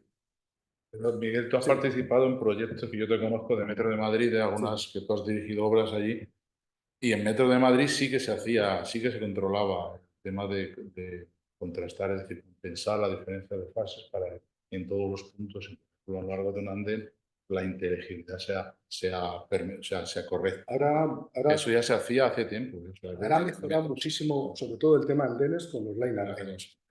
El tema del line array ha revolucionado todo esto. Tienes columnas muy grandes, muy largas, que te permite con un solo tiro hacer todo el andén. Y en fase. Lo que hace es el lóbulo. Que prácticamente cada altavoz de la columna lleva un DSP que controla ecualización y retardo. Y de esa forma controlas la directividad del lóbulo. No envías sonido al techo, porque todo lo que envías al techo es malo, no envías sonido al otro andén, intentas que no rebote con el ferrocarril y también sueles meterle, digamos, ondas de nivel de presión sonora para, cuando hay más ruido, que es la entrada del convoy, meter la presión adecuada para que se entienda el mensaje. Eso, digamos, es tecnología que ha venido en los últimos años, que ha hecho que esto, la noche, el día, antes de colocar los altavoces cada palmo, fuera de fase. Array controlado en fase y amplitud. Amplitud, sí. En frecuencia, sí. Es más, precisamente la ecualización es la misma que se utiliza en el ajuste, sí, el mismo ajuste que se utiliza en auditorios. O sea, en auditorios normalmente sueles tener la línea derecho, izquierdo, la parte de los primeros que son los jefes y demás, un fronce para los directivos, los presidentes y todas estas cosas que están en primera fila, se tienen que escucharlo muy bien, entonces tienen campo directo solo para ellos, pero casi todo se utiliza desde las laterales, los orígenes, line array, derecho y izquierdo. Incluso puedes tener un centrado. La suma de todos esos altavoces debe ser la señal. Y debes controlar, no solo se controla, cuando un line array a lo mejor está compuesto por 20 cajas acústicas. Cada una lleva su ecualización, su retardo, de forma diferente. Y en el ajuste se pone, no se hace de oído, se hace con un micrófono de prueba, donde ajustas al microsegundo, que es un pulso, y ajustas que ese mismo pulso se sube de forma coherente. Eso cuando es, digamos, la forma de los retardos. Y luego la curva de amplitud y la curva de fase la controlas para que no tengas cancelaciones. Eso hay equipos de medida para hacerlo. Y es la forma de controlar muy bien la potencia y además conseguir integridad de la palabra sin freír al personal. Bueno, hay un fenómeno que se da en la generación, Sí. cuando se utilizan digitalmente. La carga, de características, es la resistencia. Y claro, la señal pulso tiene alta frecuencia y baja frecuencia. Para la alta frecuencia está adaptado y para la baja frecuencia no está adaptado. Entonces, resulta que la señal se mueve. Pues es variable y la frecuencia varía. Le llamamos pique. Bueno, en sonidos lo que se está utilizando últimamente es, hay dos líneas, digamos, para eso. Se está utilizando esto ya directamente la caja es autoamplificada. Tú la línea de transmisiones la estás enviando en baja potencia, no estás enviando con potencia una etapa potencia, sino que está directamente lo envía en la señal de audio. Se suele enviar a 0 dB. 0 dBm, se salida de mesa de mezclas, y en todo caso se envía por fibra óptica para no tener pérdidas, pero no tienes ahí, digamos, no tienes como en antenas y demás, ese tipo de, o líneas de transmisión largas como puede ser para de hacer 40 kilómetros con una línea de transmisión, no tienes eso. La señal que tú metes en un extremo te llega al otro con la señal que hayas, la ecualización que le hayas metido, y lo que si le metes un potente de ese detrás para cada línea de forma independiente. Lo que tú estás buscando que ese line array que está compuesto por 20 cajas se comporte como un punto ideal de una directividad que llegue a la zona de la.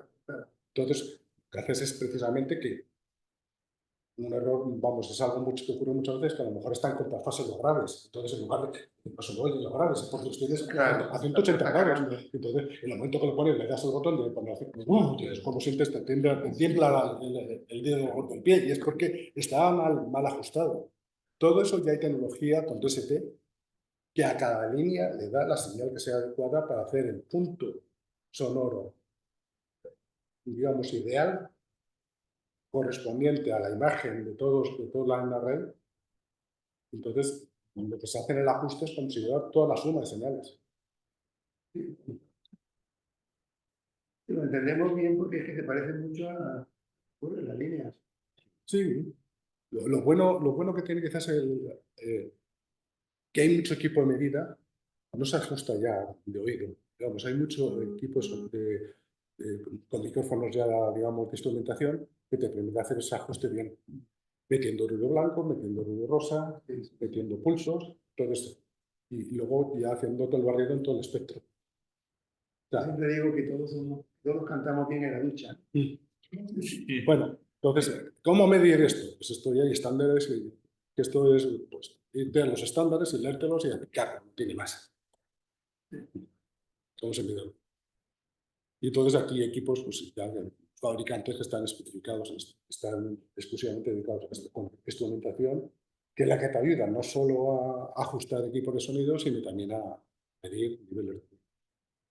Julian Harry lo ha nombrado. Bruegel, sí. Toda la vida. Sí, toda la vida. Y, tiene equipos igual, ya con tratamiento digital de la señal, ya son digitales, y te hace todo, vamos, todo el procesamiento lo hace digital. Y te lo hace, además, tercia octava, te lo hace ya en toda la frecuencia. Entonces, resume todo esto. Instrumentación hay. Formas de calcular también. Ahora, ¿por qué no se aplica muchas veces?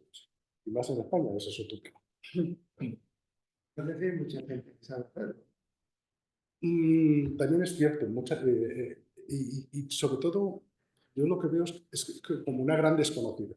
Digamos que es algo que se olvida y hasta que no funciona, nadie se preocupa de arreglarlo. El caso, por ejemplo, del auditorio de Tenerife. Pues eso estaba construido, era de Calatrava, pero no funcionaba. No funcionaba a nivel de lo que tiene que funcionar, a nivel de display y a nivel de sonido. Digamos, a nivel acústico, normalmente entramos los ingenieros ya para arreglar el problema está creado a nivel acústico, no lo ideal, no tiene un tipo de relación óptima y demás. Lo que tienes que controlar es qué sistema de sonido pones para que se escuche a la audiencia. Y tener mucho cuidado de no enviar sonido al techo ni a sitios que tienes reflexiones indeseables. Herramientas para calcularlo hay. Equipos buenos también. Y luego también es fundamental una buena calibración de los equipos y un buen ajuste. Son herramientas muy potentes, pero debes ajustar en amplitud, en fase. Todo esto, todo el espectro de la frecuencia audible. Entonces, que si hay una cancela de fase, sea ya por encima de los 40 kHz, ahí no me importa. No me importa un poquito, pero si está en la zona audible, debe estar, sumarse de forma coherente todas las cajas. Bueno, afecciones al sonido y a los seres vivos, todas. Al final, el funcionamiento del ser humano, pues por transporte, ferrocarril, autopistas, vías rápidas, aeropuertos, espectáculos, pues esto generamos mucho ruido, somos muy ruidosos. Y encima, como es tan fácil generar ruido y meter potencia, meter más etapa de potencia y darle al volumen, pues si eso no tiene un seguimiento, pues rápido se sube el volumen y que se fastidia en la lava. Si no hay control, y si no hay ningún cálculo previo, todo, pues así, entonces, pues desde las estaciones de ferrocarril, que a lo mejor tienen vecinos y demás, pues si no se escucha, pues subo volumen. Y ya está. Sí. ¿Qué molesto? En el Parque Nacional de la Sierra de Guadarrama, viendo y haciendo vivac antes de que lo prohibieran por recién declarado. Viendo en la Laguna de los Pájaros por la noche y las fiestas de Rascafría, o sea, el sonido de la... Sí. Es que por la noche es impresionante la forma de transmisión del sonido. Sí. O sea, en las fiestas y demás, es impresionante cómo se transmite el sonido. Entonces, esos 6 decibelios, al duplicar la distancia, está muy bien. Pues si sales con 115, entonces a 1 metro, a 2 tienes el menos. Pero es que luego de 2,4, 8, 16, 32, entonces a 200 metros no crees que te baja mucho. Pero está establecido como del orden de los 70, 80 dB, ¿no? Para lo que es permitido Sí, para la... pero si estás ser saliendo, humano. si estás subiendo de los line array a Estás toda la noche con los 80 50, dB ahí. 120 dBs metro, pero da en el momento que le das un poco, pues claro, eso te llega Sí, a 1 ¿no? kilómetro o a 2 kilómetros. Supongo que se oiga más por la noche es porque el ruido es menor, ¿no? Y que la temperatura, la transmisión con la temperatura, o sea, la transmisión de la atmósfera, eso permite la transmisión más fácil por la noche. Está, digamos, hay menos calor, más humedad. Pero hay un fenómeno que es muy corriente en línea de transmisión, que es las diafonías, el día de la diafonía, en la telediafonía. La diafonía porque puede ser inteligible o ininteligible, decía ruido, pero cuando es inteligible, que tú oyes a otra persona, automáticamente tiendes, esto cotilla, ¿no? Tiendes a escuchar al que está molestando. Y hablar más fuerte para superar. Claro, tiene que superar. Bueno, el caso es que el ruido es un problema si no se controla, que es lo que yo quería. Entonces, y además es acumulativa a medio y largo plazo. O sea, quien no duerme una noche y no duerme otra, no duerme una semana, no duerme un mes, no duerme un año, pues afecta a la salud. Sí. Bueno, normativa. He ido saltándome mucho para ir a un poco al grano. Normativa hay mucho a nivel europeo, a nivel internacional. Hay una cosa importante que he pasado de todo el tema del código técnico de verificación y lo que es el aislamiento térmico, el aislamiento acústico, no solo térmico. Entonces, ahí también ahora el nivel de aislamiento acústico y las rodeas a nivel de construcción de edificios hay verdaderas, digamos, fabricantes que son muy buenos, pero igual interesa montarlo bien. De nada te sirve, por ejemplo, un hotel, de tener un doble pladur, con lana de ropa entre medias, que sea densa. Si luego llega el electricista, te hace los agujeros aquí y al otro lado igual, entonces tienes un cortocircuito acústico. O si tienes los conductos de aire acondicionado que te entra cruzando todas. Tienes que cuidar que no haya cortocircuitos acústicos, un proyecto que alguien considere que eso. Bien. Entonces, si no se considera, pues puedes haberte gastado muchísimo dinero en haberte construido unas habitaciones en un hotel y pues no considerar 4 cosas, pues, a nivel de aislamiento de ventanas, demás, Climalit y demás, al final lo que se consigue es con capas y cambiar, digamos, de aerosol, funciona mejor para no tener resonancias, un 8 más 10 milímetros que no 2 de 10 milímetros. O sea, ese tipo de cosas que son incluso más baratas. Si alguien lo mete, pues se funciona mejor. Porque en nuestros tiempos, en la escuela de ingeniero de telecomunicaciones, tenemos una asignatura que se llama vaquero. No. Yo soy vaquero. Vaquero. Tú eres vaquero cama. Me ha fallado la cuestión. Entonces, teníamos una asignatura que era electroacústica. Sí, sí. Yo no sé si sigue existiendo la asignatura. Esto es el acústica más acústica. La acústica es más el tema aislamiento. Sí existe, claro, existe. Pero hay muy buenos libros al respecto. Y sobre todo que avanza mucho la tecnología para ayudar tanto a nivel de simulación previa como de soluciones hay, las cuestiones que muchas veces no se aplican. Los resultados, ahí están. Molestias, enfermedades del ruido, pero no se puede hacer los usuarios. Tenemos.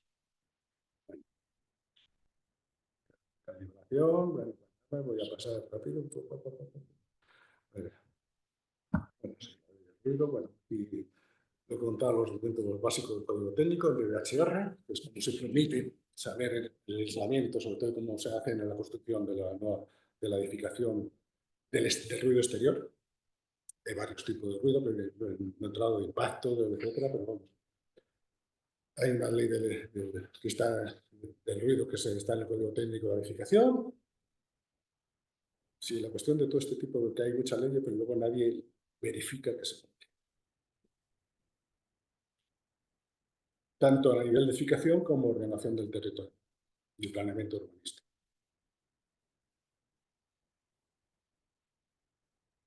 Ahí he hecho un resumen de lo que aquí me ha ayudado bastante Mariano. El de VHR, que es la parte del código técnico básico del ruido, y es de obligado cumplimiento. Y bueno, pues aquí el tipo, como una de las cosas también importantes, controlar la fuente de sonido, la fuente de ruido, y otra es aislarte de ese ruido. Es fundamental.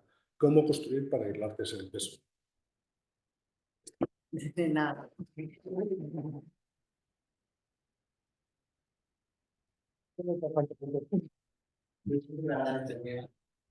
Sí, ya tenemos 10 minutillos para hacer alguna pregunta. ¿Quién se anima?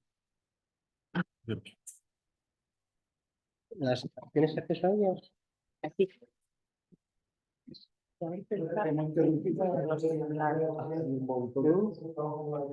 Sí, no, ya está. Bueno, pero le ha dado cierta vida, ¿no? Sí. Sí. Recuerdo que teníamos en la escuela una